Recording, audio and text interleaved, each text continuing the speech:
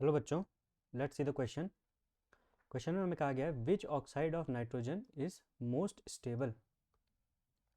4 oxides हमें दिए गए हैं नाइट्रोजन के और उनके हमें के वैल्यूज़ दी गई हैं। के वैल्यूज़ आर इक्विलिब्रियम कांस्टेंट की वैल्यूज़ यहाँ पे दी गई हैं। तो इस क्वेश्चन को हम सॉल्व करते हैं। इस क्वेश्चन को सॉल्व करने के लिए जो हम की कॉन्सेप्ट यूज़ करेंगे वो है इक्विलिब्रियम कांस्टेंट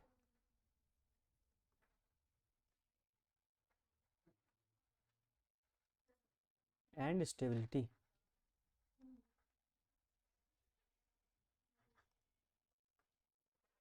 तो यहाँ पे हमें 4 रिएक्शंस दी गई हैं, उनके इक्विलिब्रियम कांस्टेंट्स दिए गए हैं। तो अगर इक्विलिब्रियम कांस्टेंट पॉजिटिव होगा यानी कि रिएक्शन फॉरवर्ड डायरेक्शन में मूव करेगी।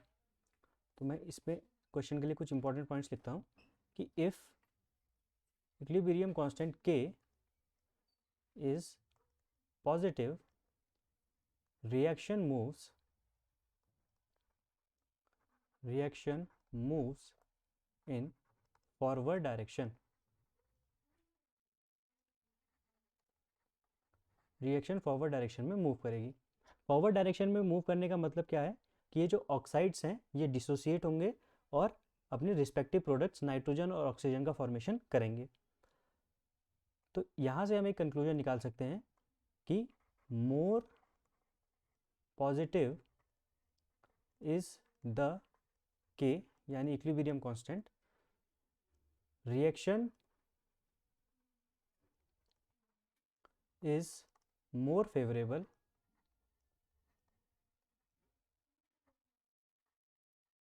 in forward direction.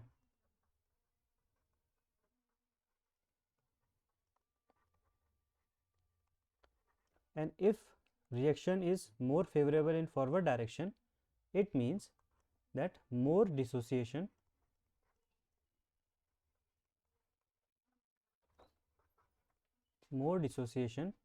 of oxides of nitrogen.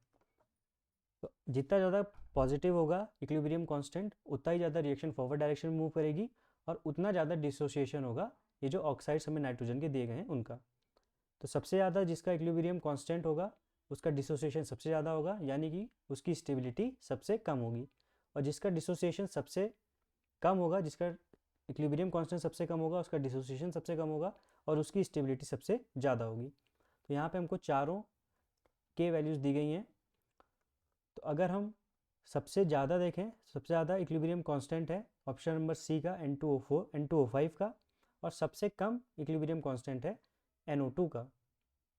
तो क्योंकि इसका इक्विलिब्रियम कांस्टेंट सबसे कम है यानी कि इसका डिसोसिएशन सबसे कम होगा यानी इसकी स्टेबिलिटी सबसे ज़्यादा है। So most stable oxide of nitrogen is NO2. So most stable oxide of nitrogen is NO2 हम बता रहे हैं इस रिएक्शन के कॉन्टेक्स्ट में। So the correct answer of this question will be option number A. Hope you have understood it well. Best of luck.